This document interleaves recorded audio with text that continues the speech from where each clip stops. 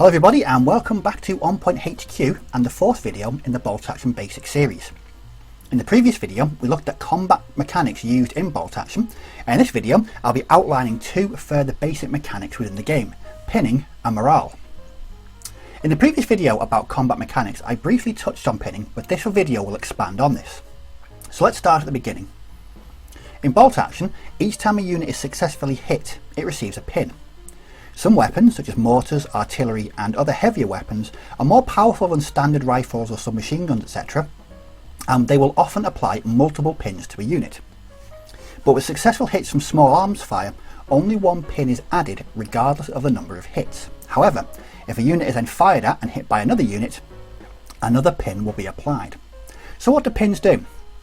Pins represent the unit being under fire and generally keeping their heads down. Each time a pin is added to a unit, the unit's morale is reduced by 1. We discussed unit quality in the second video of the series. This reduction of morale due to pins will make it more difficult for the unit to pass order tests and generally do what you want them to do. Let's look at an example of this. We are in the jungles of the Pacific with this Australian infantry unit. It is a regular section and has been in the thick of the fighting, incurring 1 pin. Now the Australian player has drawn one of their dice and now wants to activate this unit. Ordinarily, an order would be assigned to the unit and it would activate. However, as the unit has received a pin, an order test will be required to do this. As a regular unit, it has a morale of 9. With 1 pin, this means the Australian player needs to roll 8 or less on 2d6 to be able to activate the unit. With the roll of an 8, the unit passes its order test and can now activate with the chosen order. It also means the pin is removed and its morale returns to 9.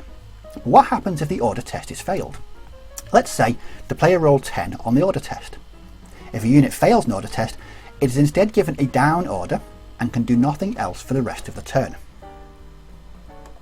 In addition to passing order tests, there's another way in which a unit can remove pins, and this is by having a rally order issued to it. A rally order represents a unit regrouping before entering the fray again. When a unit is assigned a rally order, it takes the test on its base morale level, but does not modify this value with any pins it may have. So, a regular unit with 3 pins will need to roll 9 or less on 2d6 and not 6. It is important to remember this only relates to rally orders. If the unit passes the rally test, the unit removes d6 plus 1 pins immediately. If it fails, the unit is given a down order as outlined earlier. Pinning is a very important mechanic in games of Bolt Action, as units that have pins will often not be able to activate or be given orders. This will make it more difficult for your opponent to activate or control their units. With pinning now covered, let's look at morale. When units are receiving casualties due to enemy fire, their morale is going to be tested. In games of Bolt Action, if a unit loses 50% of its number due to fire from an enemy unit, it needs to take a morale test. To take a morale test, the unit must roll under its base morale value, taking the number of pins accrued into consideration. So let's see this in action. The French unit here has 5 men and has just lost 3 due to fire from an enemy unit. As this is over 50% of the unit lost, a morale test is now required.